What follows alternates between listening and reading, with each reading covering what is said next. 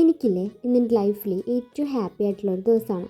കാരണം എന്താണെന്നറിയോ, എൻ്റെ അമ്മ ഒരു LP സ്കൂളിലെ പ്രീ പ്രൈമറി ടീച്ചറാണ്. അപ്പോൾ ഇന്നലെ ഇൻ്റർനാഷണൽ യോഗ ഡേ ആയിരുന്നല്ലോ.